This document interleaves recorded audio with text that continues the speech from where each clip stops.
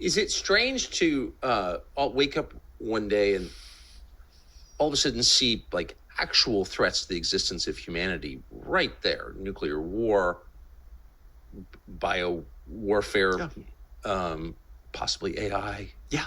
But just right there. I mean, what big picture, what is this? Did you ever think you would, after living in the most prosperous country in the world your entire life, find yourself in a place where the country you live in is basically causing, the potential extinction of humanity? I think it's really true and important to understand that since 1945, we've been living this way, and we don't know it. We're barely aware of it. But the ability to screw things up in this world is very high. The ability to have terrible accidents. Oops, where'd that virus come from? Yep. The ability to have a nuclear war even by accident, but much less when you're in the face of your opponent and talking about defeating them and so forth. A war between two nuclear superpowers that we have normalized. We're not at war. We're just feeding them all the weapons, and the British, who are the worst at this, they can use the weapons wherever they want. No constraint, no control. We've been living this way, but we don't know it because, like everything else, the narrative doesn't permit it. One day, Biden said in, I think it was the fall of 2022, this is pretty dangerous. We could be on a path to nuclear Armageddon. He didn't say that in a speech to the American people because he doesn't give speeches to the American people. He doesn't talk to the American people. He doesn't have press conferences. He said it at some fundraiser, as usual, and then someone reported it. What was the reaction of the press the next day? Almost to a paper, the reaction was, how dare he say these things? How dare he scare the people? How dare he say a word like Armageddon? There was, I think, an editorial in the Wall Street Journal, if I remember correctly, that this unforgivable, this kind of slip of the president of the United States. So it's disgusting. Biden, for a moment, blurted out the truth, no doubt by accident, no doubt because he was in some fundraiser, probably trying to impress some donor. But the reaction wasn't, oh my God, what does this mean? How do we consider this? Let's go back and think about unprovoked, and maybe we could decide how to step a little bit back from the cliff.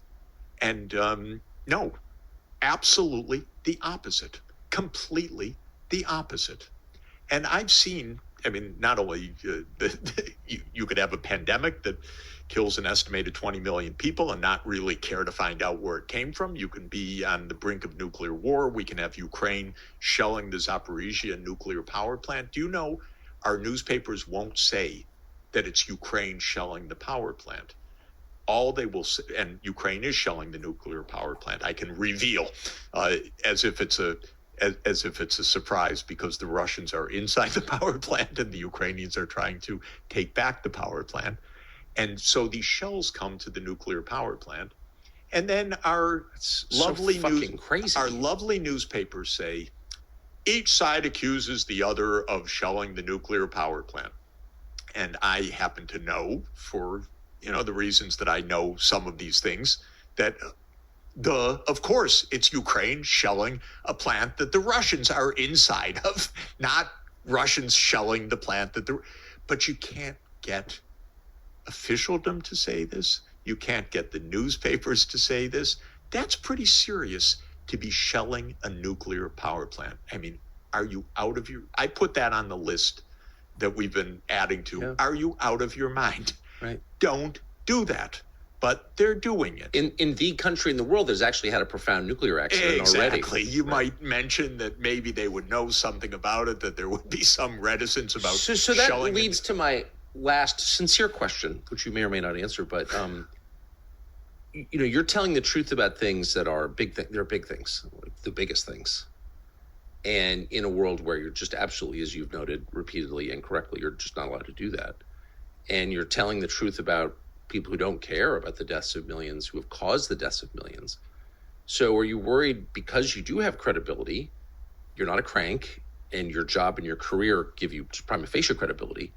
It's a big thing for you to say these things. Are you worried about the risks to you? Really? I'm worried about the risks to me of a nuclear war. For sure. I really am. I spend a lot of time with diplomats. I really like diplomats, by the way. It's even when, countries hate each other or war, good diplomats smile and talk to each other. And one could say, oh, how cynical, but it's actually quite nice. I believe the human touch is what can keep us alive, actually. I don't think it's a naive idea. It's actually a quite deep idea. Russia has one of the greatest diplomats I've ever seen. I think Lavrov is absolutely remarkable. And I've known him for 30 years. Have you really? Yeah. It's funny, he in a fair world, in a meritocratic world, he'd be very famous, even if you disagree with everything he said, because he's obviously smart. He's astoundingly smart. Yes. And astoundingly capable. And he's astoundingly someone that we should be speaking with. I agree. To find an answer to this. So the thing that makes it, if I were, shouting in the wilderness and it just felt it's insane, no one's listening, I'd have a very different reaction from the one that I actually carry day by day. Almost everyone I talk to around the world is worried, shares the things we're talking about, understands the risks, makes you feel completely normal, not abnormal in any of this, says, please keep doing this. Can you find a way to talk here or there?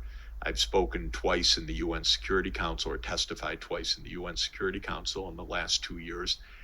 I want to make the diplomacy work because our lives depend on it. And we stopped all diplomacy in the United States, all of it, except what we call speaking with our friends and allies. But diplomacy is not speaking with your friends and allies. Diplomacy is speaking with your counterparts, even your adversaries.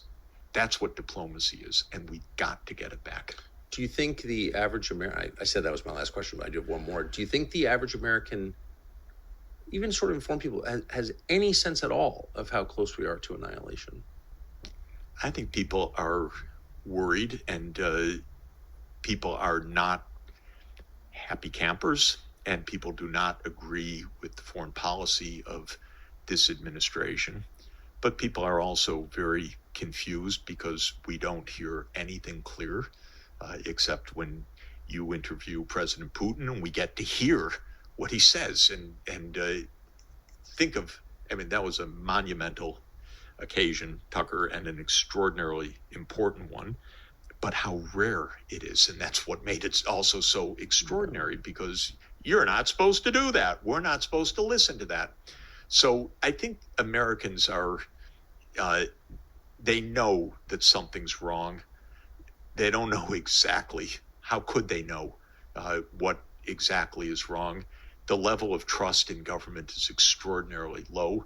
That low trust has been, unfortunately, amply deserved, because our government lies and lies and lies, and it doesn't even try to tell the truth anymore. It tries to make a narrative. So I think people sense something seriously wrong. But God, I hope, our lives are in the hands of a few people, and they better learn some prudence, because they have not had it for a long time. And they don't even understand what it is to talk to a counterpart. And my absolute core bottom line is, until Biden speaks directly with Putin and starts talking, our lives are deeply at risk. And it's unimaginable to me that we are in open war as we are, and we're not even trying to find the path to peace right now. And we have crazy statements that the president of Finland said, the path to peace is through the battlefield. These people don't understand anything. And I was just going to mention two quick things in closing. One, I spent a lot of my life studying the Cuban Missile Crisis and its aftermath, and I wrote a book about Kennedy's peace initiative in 1963, which was remarkable because he actually, in the height of the Cold War, reached the partial nuclear test ban treaty with Khrushchev, and they both knew we had to pull back from the brink because they both had advisors that would have led us to nuclear annihilation, and they were just completely shocked as the two people who had saved the world, but just barely, how close we had come. But one of the things that most people don't know about the Cuban Missile Crisis is that even when Kennedy and Khrushchev had reached an agreement, we almost had nuclear war after that event because of the disabled Soviet submarine. Do you know this event? Because No. it's one of the most remarkable, little-known facts of modern history, and it's worth understanding. After Kennedy and Khrushchev reached the agreement to end the Cuban Missile Crisis, Kennedy removing the nuclear weapons from Turkey, and Soviet Union removing the nuclear weapons from Cuba, and the U.S. promising never again to try to invade Cuba, there was a disabled Soviet sub at the bottom of the Caribbean that had been sent over during the crisis, and it blew a gasket, as it were, and temperatures inside 120 degrees, and the sailors fainting, and the ship deeply disabled. And this was 1962, so the communications did not exist. The ship was out of communication. They had no idea what was going on.